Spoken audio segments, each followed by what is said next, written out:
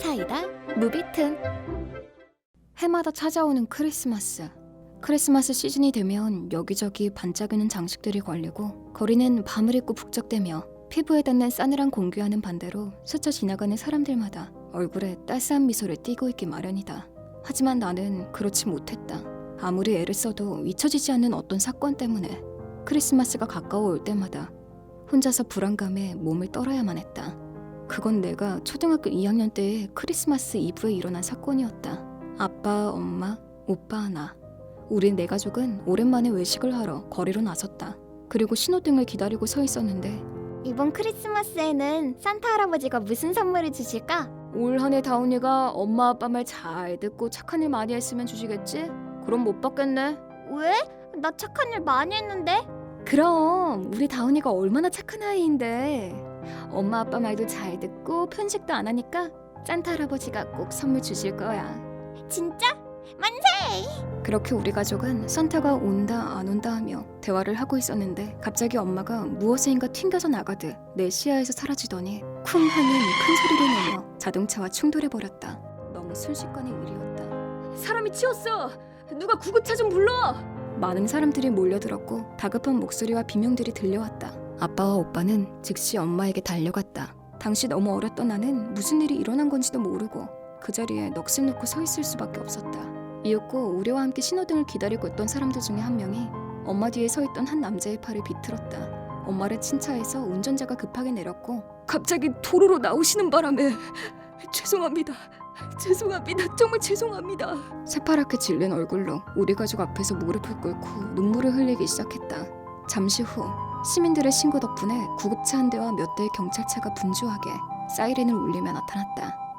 그 소리에 정신이 든 나는 지금 저기 사람들에게 붙잡혀 소리를 지르고 발버둥 치고 있는 저 남자가 엄마를 밀었다는 걸 머리로 이해했다. 엄마! 죽으면 안 돼! 나는 들것에 실려가는 엄마에게 달라붙어 울부짖었고 아빠는 그런 나를 달래어 떼어놓으셨다. 그렇게 멀어져가는 구급차를 바라보며 우는 게 고작이었다. 용의자는 시민들의 손에 의해 경찰에 넘겨졌고 그 자리에서 체포되었다. 다음날 신문에는 30대 여성이 차에 치였다는 기사가 실려 있었다. 뒤에서 누군가가 밀었다는 내용은 전혀 씌어있지 않았다. 엄마를 밀었다는 그 남자는 우리 가족과는 아무 연관도 없는 처음 보는 사람이었다. 엄마가 퇴원 후 사회봉사단체에서 사람이 왔었는데 그 범인이 얼마 전까지 노숙자 생활을 했었고 그 당시엔 사회봉사단체에 지원을 받고 있었다는 이야기를 듣게 되었다. 그 사람도 원래는 자기 가게를 가지고 있는 사람이었지만 사업은 실패하고 거액의 채무를 짊어지게 되었다고 한다. 빚을 갚기 위해 다른 직장에 들어가서 일을 했지만 불경기 때문인지 그 직장에서도 금방 잘렸다고 한다. 할 수 없이 아르바이트 자리라도 찾아다녀봤지만 있는 사람도 잘라야 하는 불경기에 50이 넘은 남자에게 아르바이트 자리가 생길 리가 만무했다는 듯하다. 도저히 빚을 갚을 길이 보이지 않았고 빚쟁이들에게 쫓기는 생활을 버티지 못하고 아내는 자녀들을 데리고 집을 나갔고 그 이후로는 빚쟁이들을 피해 PC방을 전전하며 생활하다가 가진 돈이 다 떨어져서 결국 노숙자가 되었다고 한다. 이후 지금의 사회봉사단체와 만나기 전까지 수년간은 강가의 폐자재를 이용하여 비바람을 겨우 피할 수 있을 움막을 짓고 빈캔을 모아 겨우겨우 연명해왔다고 한다. 우리 엄마를 차도로 밀어버린 이유를 묻자 크리스마스가 다가온다고 온 가족이 모여 즐거운 듯 웃고 떠들고 있는 걸 보니 고독하고 참담한 자신의 처지와 비교되고 울분이 치밀어 문득 얼굴을 보았더니 자기를 버리고 떠난 아내와 닮은 여자가 서 있었기에 밀어버렸다는 게 이유였다. 사람을 착각한 것도 아니고 그저 닮았을 뿐인 다른 사람인 걸 알고 있었음에도 화가 치밀어 밀어버렸다고 한다.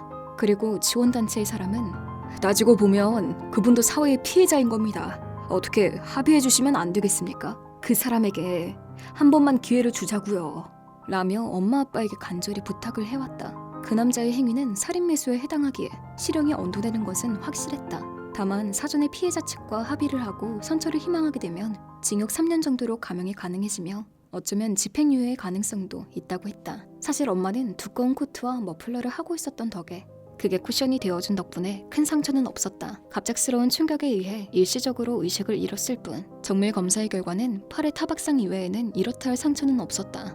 결과적으로 입원한 지 3일 만에 퇴원해서 집으로 돌아올 수 있었다. 그런 엄마에게 지원단체 사람들은 당신은 단 3일 만에 가족들의 품으로 돌아오실 수 있었지 않습니까? 하지만 당신의 합의가 없으면 그는 차디찬 감옥에서 5년이나 있어야 할지도 모릅니다. 그렇게 되면 두 번 다시 일어날 수 없게 될지도 몰라요. 면목 없는 건 알고 있습니다만 이렇게 부탁 좀 드리겠습니다.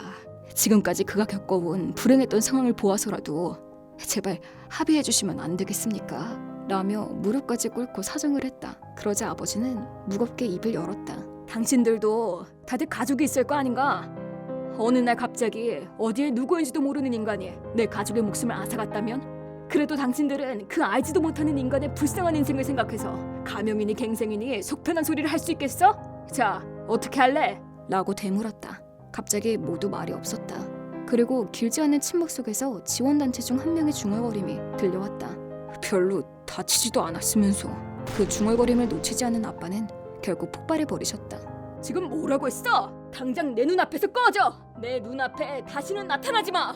평소에 그렇게 온화한 우리 아빠가 방 안에 있는 나에게도 다 들릴 정도로 큰 소리로 화를 내시며 지원단체 사람들을 전부 내쫓아버리셨다. 그리곤 재수가 없으려니까 소금 가져와 소금! 라고 소리치셨고 도망치듯 떠나는 지원단체 사람들의 뒤통수에 있는 힘껏 소금을 뿌리셨다. 나는 그 광경을 2층 창문으로 보고 있었는데 어느샌가 눈물이 흘러 멈출 수가 없었다. 그도 그럴 것이.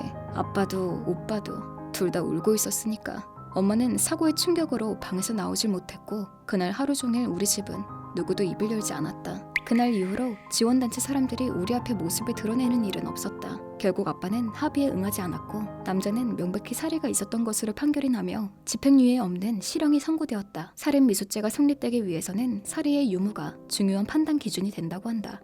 당연한 소리 같지만 아무리 큰 상처를 입혔다고 한들 살해가 없었다면 상해치사죄가 적용되어 살인이나 살인미수는 성립되지 않는다고. 뒤집어 말하면 살해가 있었다는 것만 입증되면 운 좋게 피해자가 아무 상처 없이 무사했다고 하더라도 살인미수죄가 성립한다. 형량에 대해서는 너무 가벼운 게 아닌가 하는 생각이 들 정도로 불만족스럽긴 했지만 아무 원한도 없는 사람에게 살해를 느낄 정도로 위험한 인간이 잠시나마 사회로부터 배제된다는 것에 안도감을 느꼈다. 하지만 그 안도감도 잠시 우리 집엔 이상한 일들이 일어나기 시작했다.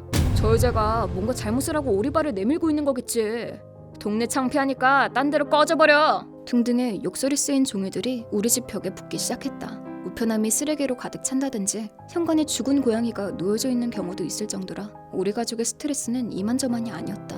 얼마간 그런 행위는 계속되었고 한 달 만에 범인을 잡게 되었는데 아빠가 야근 때문에 늦게 귀가하시던 날 때마침 현관문에 종이를 붙이고 있던 남자를 발견하고 붙잡으신 것이다. 그 남자는 놀랍게도 우리 집에 찾아왔던 지원단체 멤버들 중 한 명이었다는 것이 판명되었다. 그 남자는 경찰에게도 노숙자였던 불쌍한 사람에게서 새 삶을 살 수 있는 기회를 빼앗은 냉혈한들에게 심판을 내렸을 뿐이라며 자신의 행위를 정당화했다고 한다. 얼마 후 그 지원단체는 해산하게 되었고 노숙자에 대한 지원도 그만두게 되었다고 한다. 왜 해산했는지 그 이유는 알 수 없었지만 도를 넘은 온정주의로 다른 사람들로부터도 여러모로 불만의 목소리가 터져나오고 있었다는 것 같다. 그로부터 20여 년이 지난 지금까지 크리스마스 시즌이 다가오면 그때의 광경이 주마등처럼 머릿속을 스쳐 지나가곤 하지만 올해는 조금 달랐다. 이제 곧 아기가 태어난다. 게다가 출산 예정일은 12월 24일. 20년 만에 기쁜 마음으로 크리스마스를 손꼽아 기다리게 되었다. 이번 영상은 어떠셨나요? 재밌게 보셨다면 구독, 좋아요에 댓글까지 달아주시면 감사하겠습니다. 그럼 다음 영상에서 만나요.